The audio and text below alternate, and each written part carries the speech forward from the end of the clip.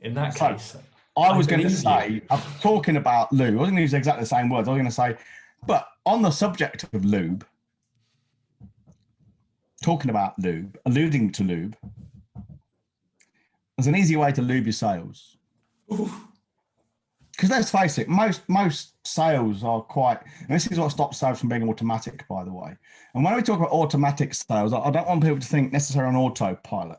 You can do that, you know, if you've got an e-commerce store or you're selling stuff online and people can order it either through a form or through a phone when you're speaking to some fucking muppet on the phone.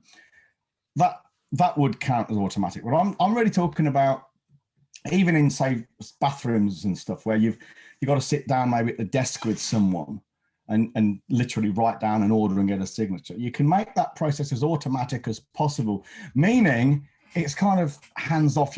There's not a lot of effort involved. Maybe effortless would be a better word than automatic. But what I'm saying is it makes it easy to sell. It reduces, we've got frictionless pricing and effortless or automatic sales. It's a done deal.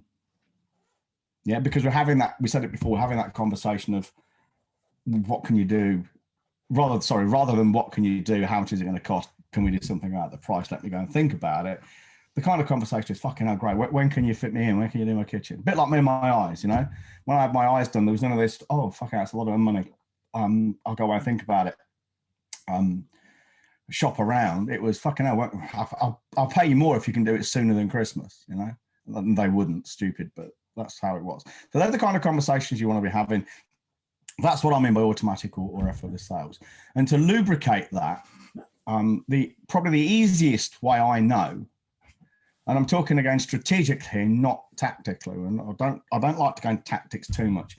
Tactics, I hate to say this, it sounds wrong, but tactics are for paying clients. Strategies are more like the what and the why, give them away for free. You want the fucking how-to, which is the tactics, you pay us. Simple as that. And that's fair. You don't like it?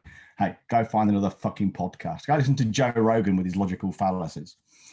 Anyway, you know, it's a switch from what we call a transactional selling model to a transformational one. Now, with the transactional one, that's what you normally get when you get your average guru, or that's in our business, or your average bathroom seller or whatever. They've got a stock product and it's transaction, and they take you from the unknown to the known. They will say, I have no idea what your problem is. I don't care, but what I've got will solve the problem. Yeah. For them, they've got this fucking hammer and every problem they see is a nail. Now that works to an extent, but the problem with it is the idea that the chances of you having exactly the right hammer for exactly the right nail, all for it being a nail in the first place, is not good. So you might kind of get not massively dissatisfied customers, but you won't get them thrilled and delighted and overawed. What you'll get is customers who don't probably come back and aren't particularly bothered about referring their friends. You've done okay at the best. And at worst, you've just fucked things up and made a complete hash of it and they've got to start all over again. And that does happen. We know it does. That often happens when you're selling on price, which is a fucking definitely transactional thing. Never mind what it does, it's cheap, you know? That is quintessentially transactional. So the transactional model, yeah, it works. You can make money, but it's a lot of effort. And I don't think it's actually as ethical or moral as transformational selling, which is the next one, which is the way we sell. Now, transformational selling is kind of different in that you go from the known to the unknown. You basically say, look, I've just looked at your situation.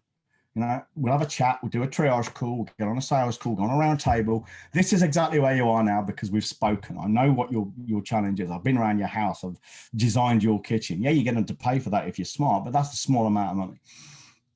I know exactly where we are. I understand it in the context of your life and your problems and your challenges and everything else. And yeah, we can fix it because I've just looked at it all. So it's taking you from the known to the unknown, which is this is where we are now. So let's see where we might be able to go with it and what we might be able to do with it and if I can help you or not.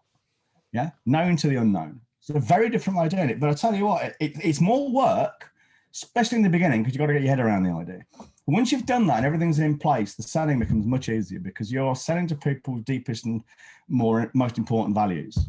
It's transformational. That's what I reckon. Well, it's not just what I reckon. It's been proven by years and years of fucking work in the trenches, you know? Yeah. What are you fucking laughing at? My bald head?